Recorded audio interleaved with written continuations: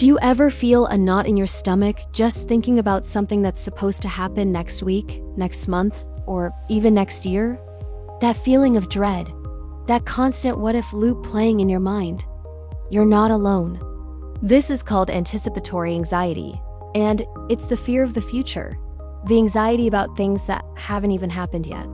It's like living in the trailer of a scary movie about your own life, stuck on repeat. But here's the good news. You can press stop. Anticipatory anxiety is a very real and common emotional response. It's that feeling you get before a big presentation, a first date, or even a doctor's appointment. Your heart races, your palms get sweaty, and your mind floods with worst-case scenarios. It's your brain's way of trying to protect you from potential threats, but sometimes it goes into overdrive. It turns a simple upcoming event into a catastrophic prediction. The fear isn't about what's happening now, but about what might happen later. So, where does this overwhelming feeling come from? The triggers are different for everyone, but some common ones include perfectionism. That intense pressure to get everything exactly right.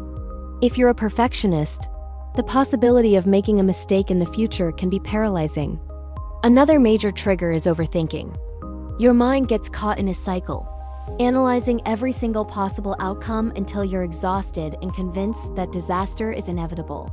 Past trauma also plays a huge role. If you've had a negative experience in the past, your brain might try to prevent it from happening again by creating intense anxiety about similar future situations.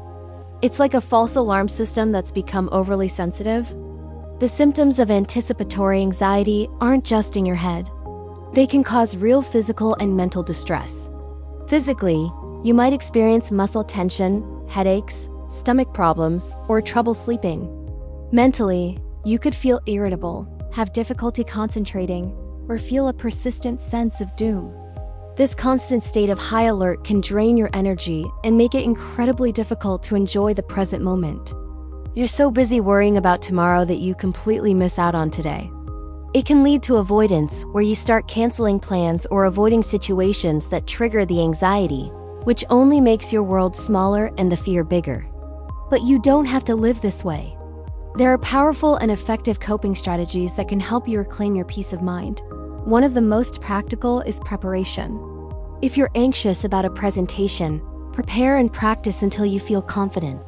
If you're worried about a social event, think about conversation starters or plan your travel route in advance. Giving yourself a sense of control can significantly reduce the what-ifs. Knowledge is power, and being prepared arms you against the unknown. For more deep-seated fears, a technique called exposure therapy can be incredibly effective.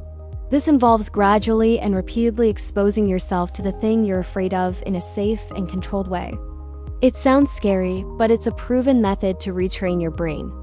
For example, if you have a fear of public speaking, you might start by just imagining giving a speech, then practicing in front of a mirror, then for a trusted friend, and so on.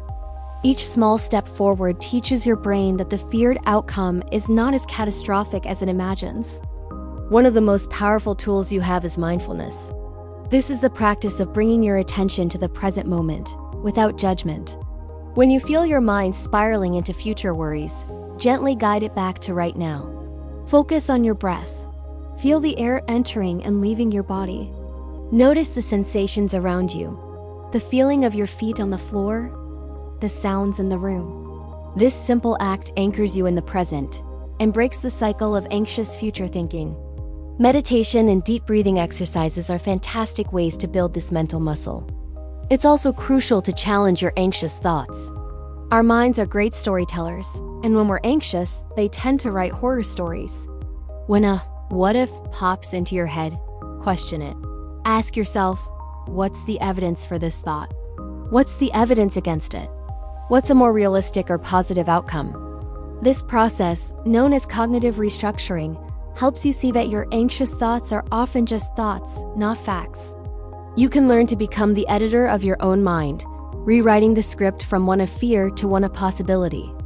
Recognizing the early signs of anticipatory anxiety is the first crucial step toward managing it.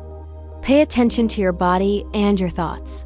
Do you notice your shoulders tensing up when you think about next week's meeting? Do you find yourself endlessly scrolling, looking for reassurance or distraction? These are signals. When you notice them, you can intervene early with a coping strategy, like taking a short walk, doing a 5-minute breathing exercise, or talking to a friend. The sooner you catch the anxiety wave, the easier it is to ride it out, instead of letting it crash over you. Finally, understanding that anticipatory anxiety is a part of the human experience helps build resilience. You are not broken or weak for feeling this way. It's a sign that you care, that you want things to go well. By learning about it and developing your toolkit of coping strategies, you're not getting rid of anxiety forever. That's not the goal. The goal is to change your relationship with it. It's about learning to acknowledge the fear without letting it dictate your actions.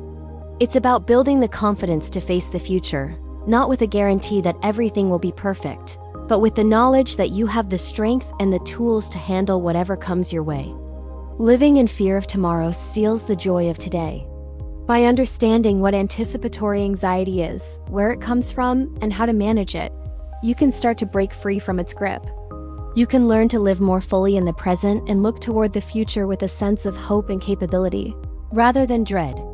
Remember, if these feelings are overwhelming, it's always okay to seek help from a mental health professional. They can provide you with personalized strategies and support on your journey. Thank you so much for watching. If this video resonated with you, please give it a thumbs up and share it with someone who might need to hear this. Don't forget to subscribe for more content on mental well-being. Take care and see you in the next one.